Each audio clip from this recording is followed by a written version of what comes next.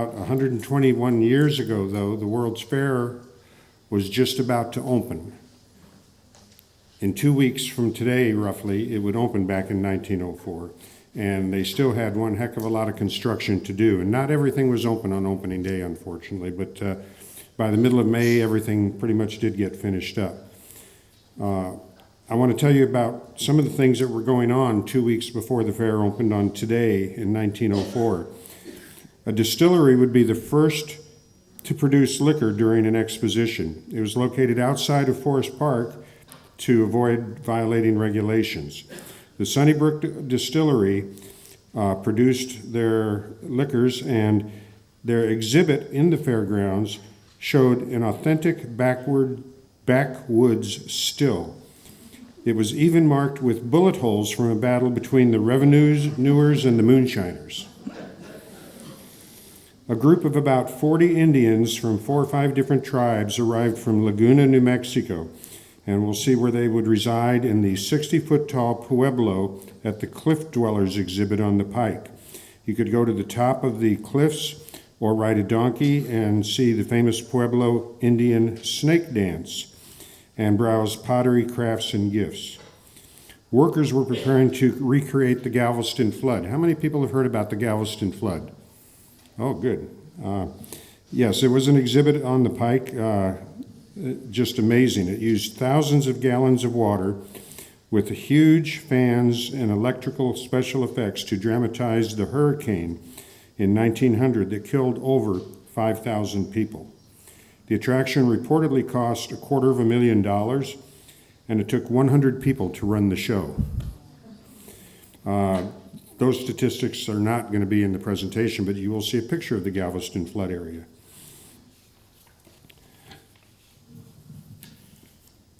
So let's see, I took care of that, and took care of that. So we're going to take today a trip on the Pike. As the 20th century began, America was undergoing a rapid and major transformation. The largely rural America, with the majority of the population being in farming, was becoming so industrialized with large cities and manufacturing centers. Along with these changes came an increase in the available time that Americans had for entertainment. In the late 1800s, large eastern cities had museums and movies and even big entertainment parks like Coney Island. But in the rest of America, entertainment often traveled to the towns and set up in a field near the towns for a few days of performances. There were circuses and Wild West shows that traveled across America, and the Wild West show of Buffalo Bill even went to Europe. They put on large cowboy and Indian extravaganzas, traveling across the U.S. and Europe, celebrating the vanishing frontier of America. But another type of entertainment captured the attention of America. The Victorian-era World's Fairs displayed the products and culture and art from countries from around the world, and even put foreign people on display. This picture is the cover of a Dedication Day program from April 30th, 1903, which President Theodore Roosevelt and former President Grover Cleveland attended. The Victorian-era World's Fairs had large and fanciful exhibit buildings. They marketed new farming products, inventions, and manufactured goods, and they displayed peoples and cultures from around the world. They also provided a vast array of entertainment to millions of visitors in Europe and America. The 1904 St. Louis World's Fair epitomized these trends, particularly on the Pike, where even some countries' exhibits were organized into entertainment shows. Fair President David R. Francis, the former mayor, governor, and secretary of the Interior, had worked tirelessly to bring World's Fairs to St. Louis, including the 1893 fair. He did so much work that the people in South St. Louis, in St. Louis Hills, built a statue in his honor and put it in the middle of the park. And it symbolized what many writers found themselves at a loss for words trying to describe what they saw. By the way, the statue of David R. Francis was done by Harry Weber, who did a lot of famous statues from Chuck Berry to a lot of the ball players around the park, the heroes return down on the riverfront, etc. It's a very neat statue to go see. He was thought to be the most famous St. Louisan without a statue 10 years ago, and they raised money to build that statue. So the Pike was described in one diary as indescribably grand, filling nearly 2 square miles, and including the western half of Forest Park, it stretched west to what is today Skinker. And I'm going to show you, if I can get my little pointer here. Here's Forest Park today with some of the main features drawn and some of the major streets labeled in blue. There's the map of the fairgrounds, cropped to fit in exactly where it was. You can see it went from Hampton and de Bolivar on the north, out past Skinker, included Washington University and a lot more land that they leased for the fair. So if you say the fair was in Forest Park, you're only half right. Half of the fair was in half of Forest Park. The other half was out here on the leased land, which included the land north of Lindell in the orange, which is where the main part of the Pike was. Pike performers were featured as part of an opening day parade on April 30th, 1904, going past the Louisiana Purchase Monument with people from countries all around the world. You can see the Indians in full headdress and regalia in the parade. Francis and the fair's organizers wanted to ensure that the entertainment attractions would not undermine the fair's overall standards and educational mission. They regulated and controlled the attractions to minimize the tastelessness and sensationalism of the sideshow. The Pike was even celebrated in several music pieces, from polkas to marches. The fair's Pike was the most expensive amusement section ever constructed for an exposition. The mile-long Pike in that dotted line oval along the bottom part included some 50 shows and attractions, and also extended south on Skinker. Paved with brick 90 feet wide and illuminated with arc lights at night, it stayed open until 11 p.m., well after the fair's major exhibit palaces had closed. Nicknamed the $10 million Pike, a piker could see 1,500 exotic animals, sample cuisine from around the world, and could be entertained by 6,000 performers. So let's follow a fictional family from 1904 on their first real trip to the fair and the Pike, through the eyes of their middle child, Laura. Parents Joseph and Dorothy are taking their children out for the big day. Tom, 15, Laura, 13, and Elizabeth, 8, have been to the fair before and seen many of the exhibit palaces. They have been saving their nickels and dimes for this trip since Christmas, and now school is out for the summer. It's the middle of June, 1904, and it's Laura's first big trip to the Pike. We've been waiting for this trip for months. Microphone? Hello? Cannot hear you. All right, I'll be a little closer. Is that better? We've been waiting for this trip for months, since before the fair even opened. Daddy already took us to the fair a couple of times, and we also went on a short school trip to the fair. On those trips, we mainly looked at all the magnificent palaces and a lot of the exhibits. That was interesting and educational, I know, but today we're finally going to the fair for a day of fun on the Pike. We've planned our trip to the Pike in detail, down to the path and the main attractions we want to see. You can see the dotted line that they are planning to take, coming in the main entrance about where we are now, and then going up towards the Grand Basin around the Louisiana Purchase Monument, and take a look at that, and then heading over towards Skinker to go on that big wheel, and then leaving the wheel and coming down to the main part of the Pike. We've heard about the Pike from all our friends, and we read about Pike Day, which was a couple of weeks ago on June 4th. The parade of Pike people and the fireworks must have been something, even if it was delayed by a thunderstorm. We got up early this morning and we eat a quick breakfast before leaving. After taking a few streetcars to the fair's main entrance and paying our admission, 50 cents for adults and 25 cents for children, we go through the newfangled turnstiles. We look at the great statue of St. Louis, which is made of staff just like all the palaces. We briefly stop to look around the 100-foot-tall Louisiana Purchase Monument, where Daddy saw the opening day ceremonies on April 30th. We look at the large statues overlooking the Grand Basin, depicting harsh scenes on the frontier not so long ago. As we walk past the nearby palaces, we're amazed at their size. They're taller than the biggest trees. And though they look like stone buildings, we know that they're also made of staff and will be destroyed when the fair is over. We stop and gaze for a bit at Festival Hall and the Cascades atop the hill overlooking the Grand Basin. On our next trip to the fair, we'll go to a concert on the great organ in Festival Hall. And someday, when we have more time, we'll go for a 10-cent gondola or launch ride on the Grand Basin. But today's the day for the Pike. We're now ready to do what we want to do the most.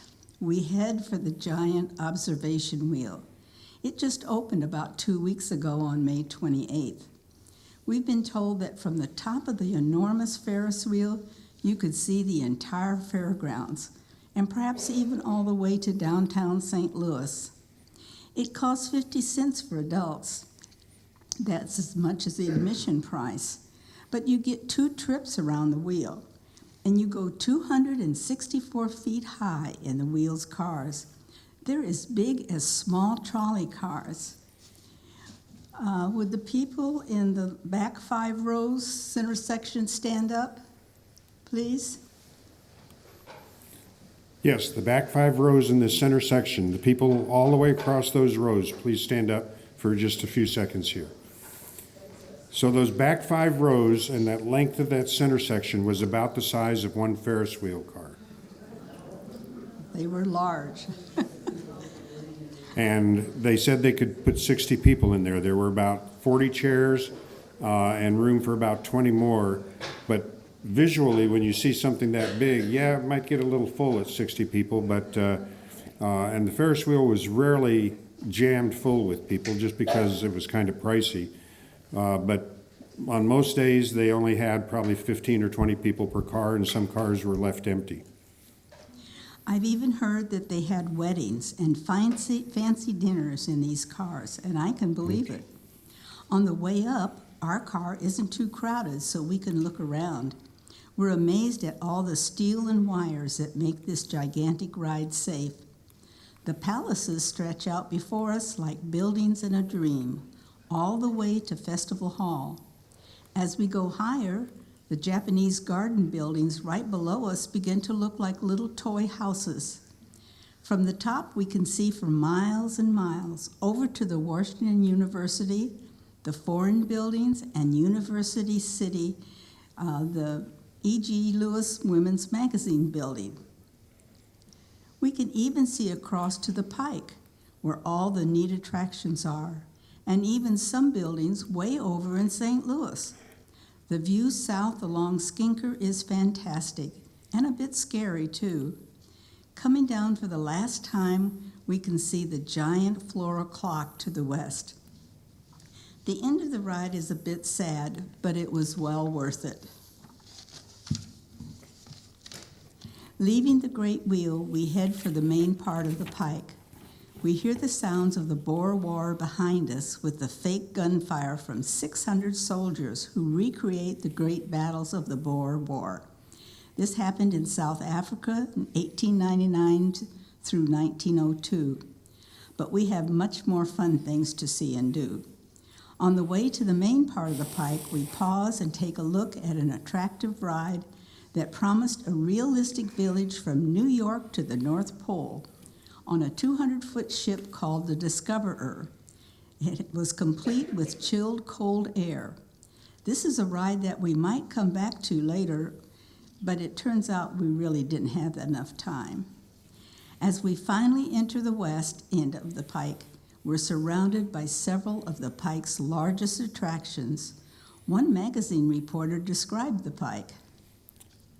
You look up a broad paved highway, lined from beginning to end with bizarre-looking edifices, lined with a dense crowd.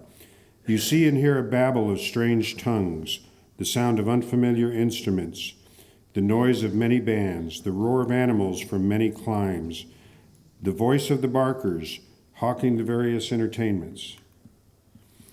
And each of the major attractions on the pike has a crowd in front listening to the cry of the barker. A newspaper article had described their spiel. Listen to his convincing logic, his masterful argument, his glowing eloquence, and seductive, alluring invitation to witness the best show on the grounds. Somehow we have fallen under his influence, and we find ourselves drifting to the sphere of his influence. It is worth the price of admission to hear this pike orator. Marshall Everett, The Book of the Fair. We look around and consider seeing the Galveston flood attraction, where the great disaster of 1900 was recreated. That city suffered 6,000 deaths from a hurricane. It was the worst catastrophe ever for an American city, but perhaps another day. We also pass Hale's Firefighters. It's a very large building that has displays of historic and current fire equipment, and it's named for a former Kansas City fire chief. Inside, firemen fight a 6-story blazing building and rescue people.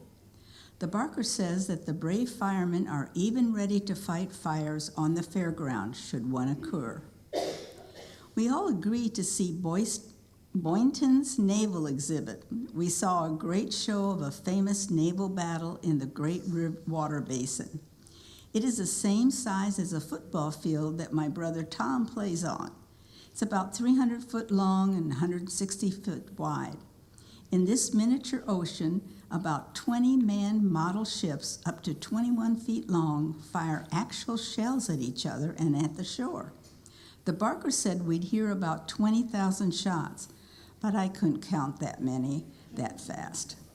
We saw battles from the Spanish-American War of 1898, including the attempt of the Spanish ships to run the blockade at the Battle of Santiago Bay. The boats are operated by people inside of them, operating electric motors and firing guns. I heard a story that one day one of the model ships caught fire and sprung a leak.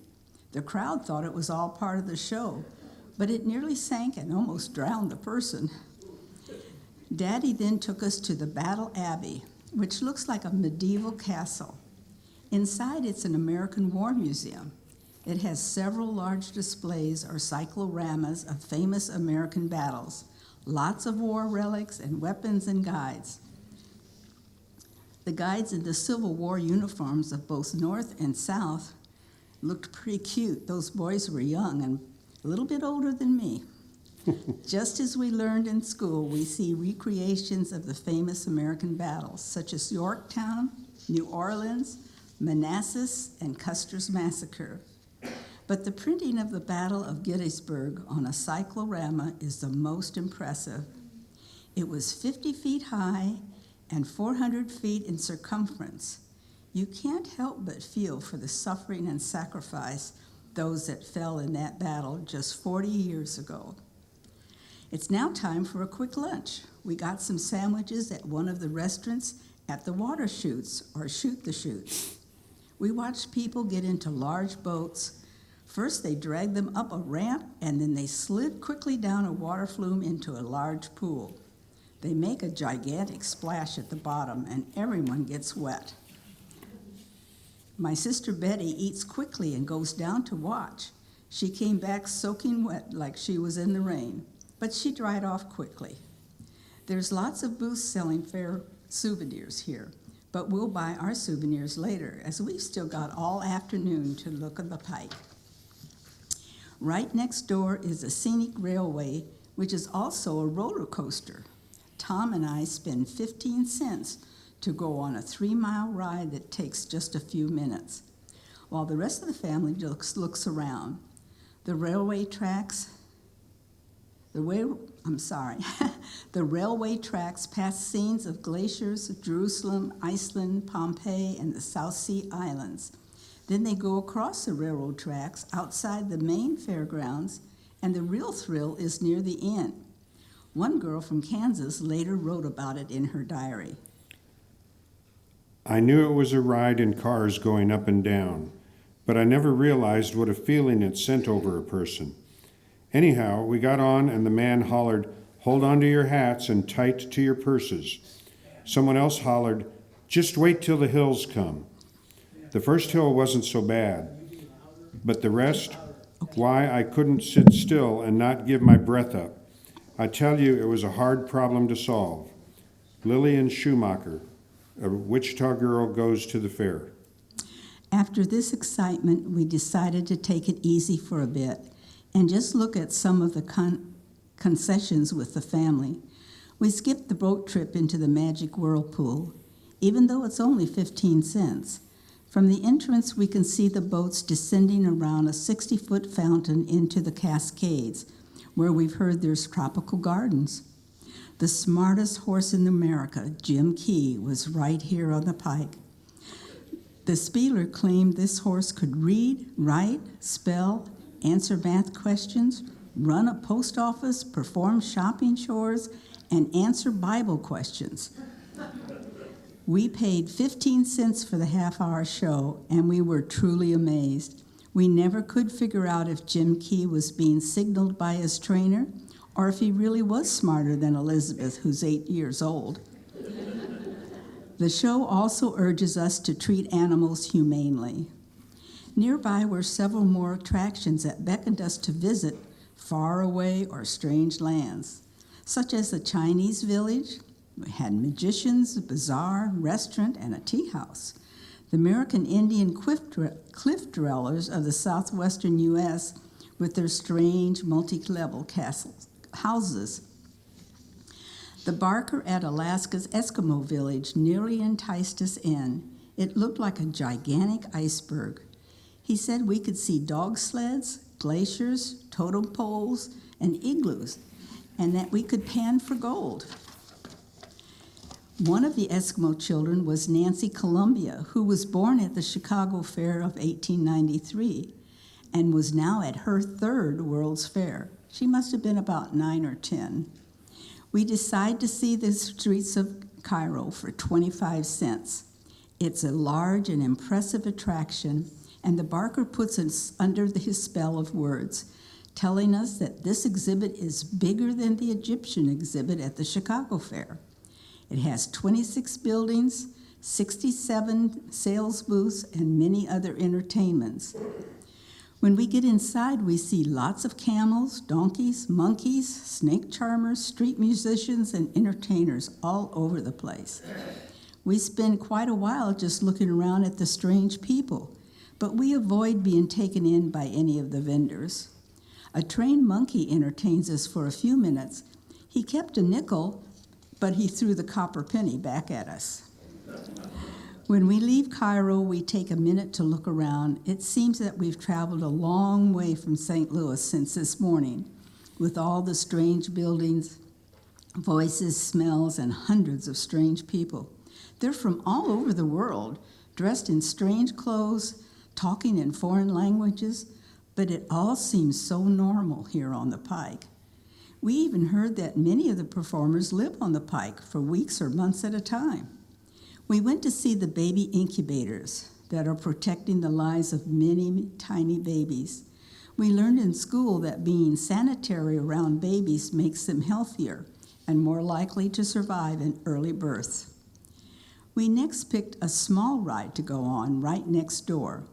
Mom, Dad, and Betty go on the Golden Chariot, which was one of the most beautiful rides I ever saw. But Tom and I chose to go to the circle swings. There's no picture of them, but it was a large set of swings that spun around a tall central column. When I got off the circle swing, I felt like that girl from Wichita who said, "My, what a feeling passed over me.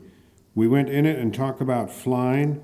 Well, I never in all my life was on such a high pedestal as I was then. But we all got out safe and sound." Lillian Schumacher. We saw the deep sea divers attraction with a giant tank of water with undersea rescues. We passed on the Siberian Railway, taking a train trip all the way across Russia because it didn't interest us very much. We saw cowboys and Indians outside of the Frederick T. Cummins Wild West show. It had famous Indian chiefs, Indians from 51 tribes, and cavalry and mounted armies from around the world. The Congress of Rough Riders performed staged exhibitions of frontier battles. Daddy thought this was a bit violent for us, city folks, and it was a long show, so we didn't much mind not seeing it, since there were so many more things that we wanted to see. Now there are two neat attractions right across from each other, and we can't decide which to see. Mom really wants to see the Palace du Costume, and the rest of us want to see creation. So Mom took Betty with her, and we split up for an hour. We'll meet afterwards at the next restaurant for a snack and to share stories. We've heard that Voltaire's creation is the best attraction on the Pike, and expensive too. 50 cents. That's as much as it cost us to get into the whole fair. 25 cents for children. It has a large blue dome and featured a giant angel at the entrance. The Barker said we would see the earthly works of God, a journey to ancient lands, and finally the 6 days of creation of the world. I was a bit skeptical, but my friends had said that this was a neat ride, and I just had to see it for myself. Creation was moved to Coney Island after the fair. After we paid our admission, we got into a boat and took a trip around the inside of the dome. We floated past pictures of the Grand Canyon, of the Colorado River, Yosemite Park, Alaska, and then we went backwards in time through forest, volcanoes, to prehistoric times, and we saw primeval man. Then we got out, we descended some stairs, and saw various illusions, such as living, talking heads without bodies. After another boat ride through a labyrinth, we floated by ancient countries and cities: Egypt, Assyria, Greece, Rome, China, Japan, Spain, France, and England. After that journey, we climbed some stairs up to a platform and saw the 6 days of creation of the world.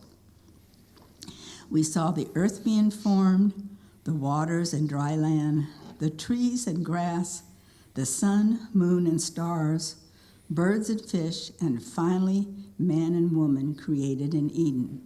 It was all quite inspiring. When we met Mom and Betty for our snack at the restaurant, they told us about the Palace of Costumes.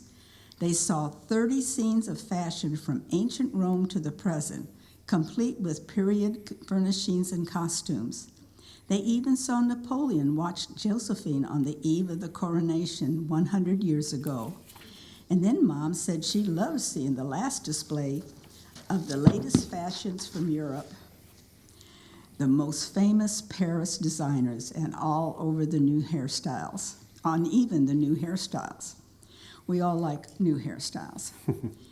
Leaving the restaurant at Old St. Louis, there were several more attractions of lands near and far that we didn't quite have time for right now. Old St. Louis recreated the villages of St. Louis 1803, when the Louisiana Purchase was made with forts, stockades, bands, and an arena for displays of skilled horsemanship, dangerous high wire acts, and other feats of skill. Paris and the French Village showed this culture at its most fun. Fair Japan looked very interesting. Its large entrance pagoda was a replica of the Temple of Nikko Gate about 80 miles from Tokyo. The Barker talked of skilled acrobats, the bazaar, the imperial gardens of Mikado, and geisha girls.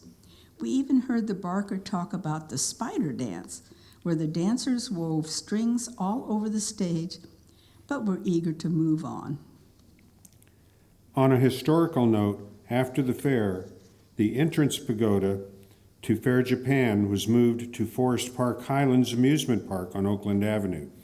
It was used as a bandstand. It had red columns and was outfitted with many electric lights. This remnant of the fair was replaced in 1939 by a less ornate pavilion. Unfortunately, it burned down in the 1963 fire that destroyed most of the highlands. It is now the site of the Forest Park Community College.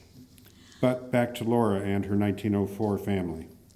We also talked about seeing the hereafter, which claimed to show a vision of two worlds, heaven and Hades. The Barker said we'd see a descent into Hades, complete with fire, tortured inhabitants, and Satan himself.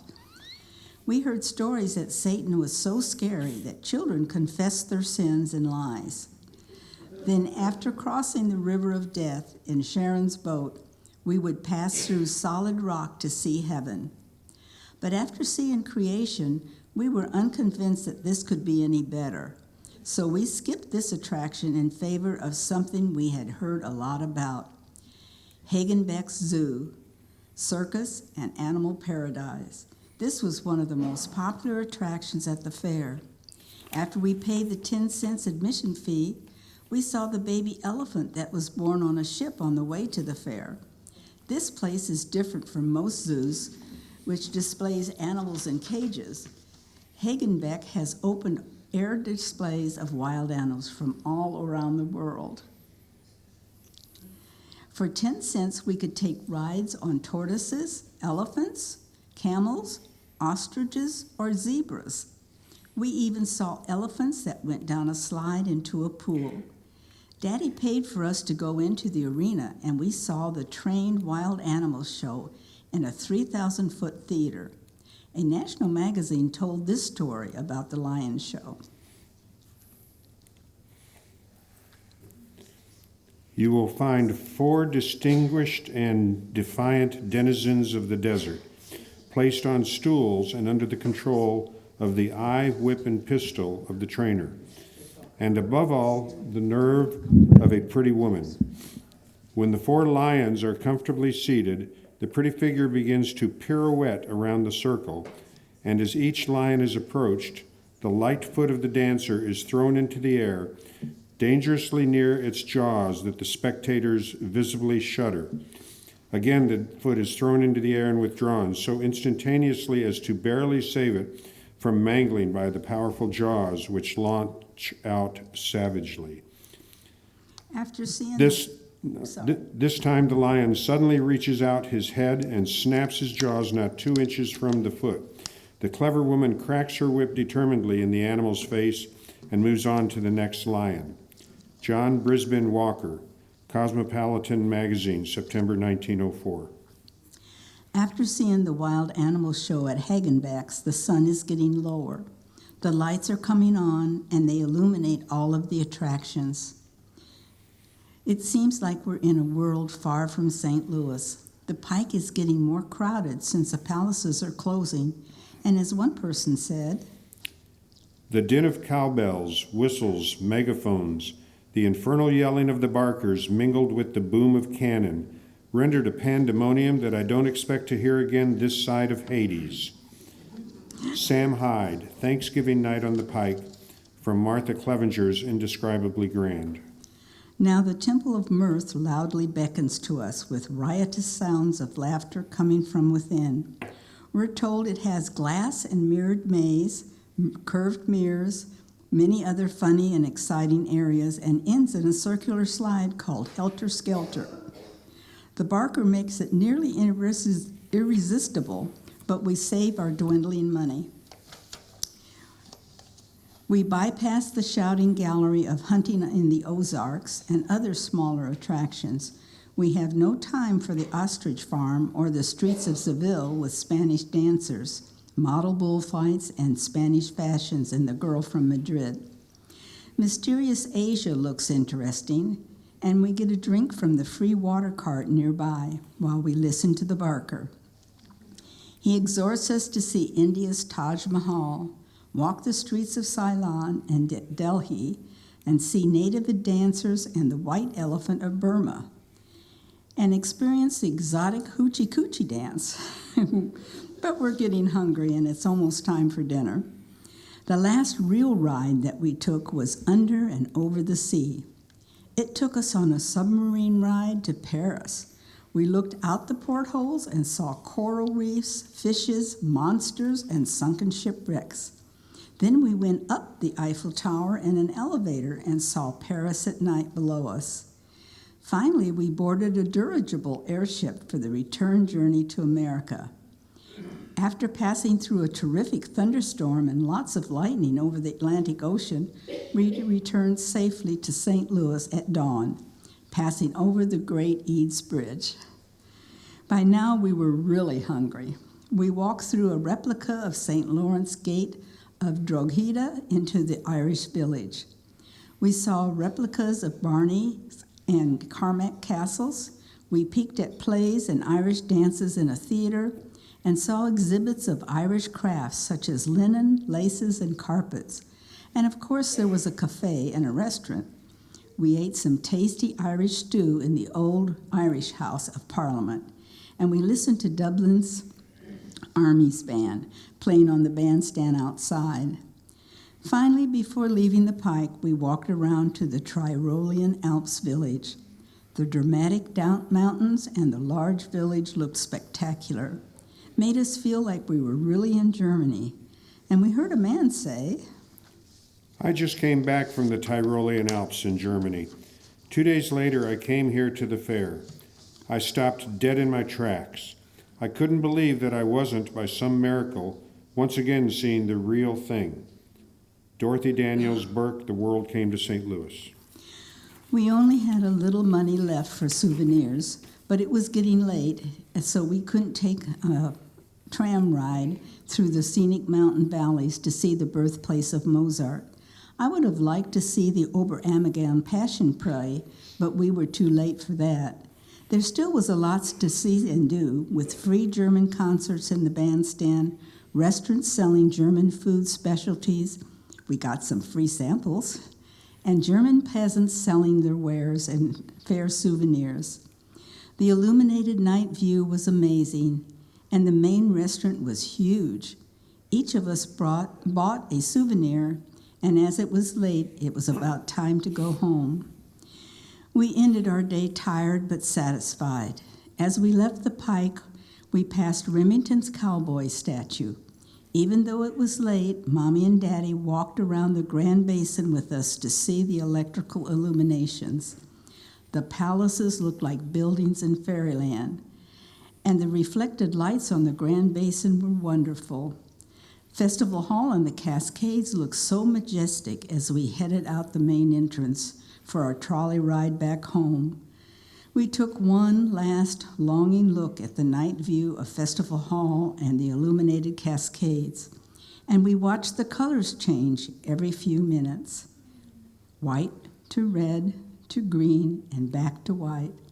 We were filled with the wonders of this day, having seen many things from around the world that we've never before viewed.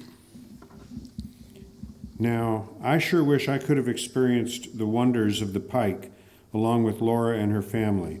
The Pike set a high mark in 1904 for its respectable entertainment, amazing attractions, and cultural displays. It showed visitors at the Louisiana Purchase Exposition the wonders of the world, giving them a sample and taste of places that only a few could visit. Today, there are a few memories left of the fair to keep those memories alive, such as the statue of St. Louis and the Art Museum. These always make me think of the 1904 World's Fair, from the apotheosis of St. Louis that in 1904 was made out of staff, as we heard, and it was recast in bronze and put on a marble base for a 1906 unveiling. This concludes the presentation of A Trip on the Pike.